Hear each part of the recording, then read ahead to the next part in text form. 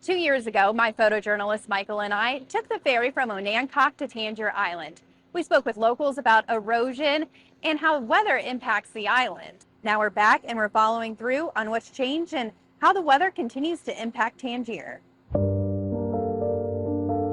We've always been in the news for, us washing away the hardships that we might face by continuing to live here. But I feel like we've got plenty to offer. We've got plenty of nature.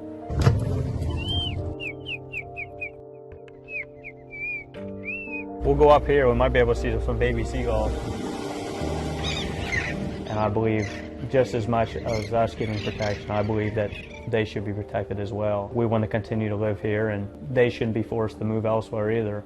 That's Cameron Evans. He's a photographer, guide.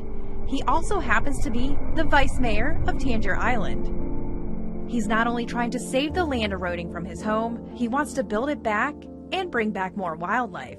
But you can look down here, but these are the eel grasses. This is where the crabs go in to shed. We got a lot of aquatic life here. The grass have actually came back pretty well. This is my photographers and my second time on the island. Truly unbothered by the outside. The people here have a unique way of life and a unique way of speaking. Whether you can hear my accent or not, it's Elizabethan, so it's Old English. But to local wildlife, Tangier is so much more. Evans said it's a great place for birds because they have no predators like they would on the mainland. So it's sad to see this washing away as well because it's forcing all these birds to move elsewhere. Throughout it all, we've continued to see life, living on these little bits of land. We spent most of the day on Evans's boat. He showed us where the island is eroding away. See right here, it's almost like a shelf. And you can see that's the base layer. This is a step up, and then right here is a step up. When the erosion comes, in your higher tides, it breaks more, of this area away. But on your normal tides, it continues to chip and chip away. We also got to see how most people on the island make a living.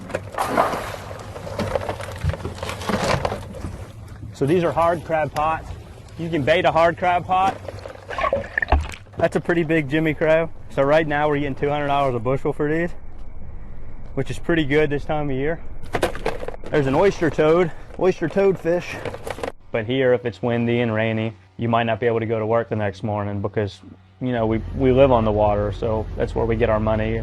You've basically lived here your entire life then? Yeah, just about lived. So how is it here living on Tangier? I love it. I'm full-blooded Tangerman. Michael. A Tangierman whose job is to keep the people here connected to the world outside. Bradley Thomas is the mailboat captain for the island. We caught up with him as he was unloading the mail. He goes back and forth between Tangier and mainland Maryland. Bad weather can make that journey difficult, but the job is crucial. Had to have the mailboat because we bring most of the supplies to the island. Whether you're a waterman, captain of a mailboat, tour guide, or a photographer, weather plays a huge role in the life on Tangier. So one of the reasons why I became a photographer was to try to capture Tangier for what might go unseen. And I felt like somebody needed to document it. I have tried to document the island to my best ability and in hopes for future generations to be able to see, what I've grown up in, because it's sad, but it is changing, and if we don't get protection, that's just something that we'll be able to look back on. As the island gets smaller and smaller, the hopes for its future continue to grow. Hopes for replenishment, for wildlife rehabilitation, and an understanding that life on the island is worth saving. If somebody asked me what Tangier Island is or where it is, I'd say it's a small island in the middle of the Chesapeake Bay that's got a rich history. April Loveland, News 3.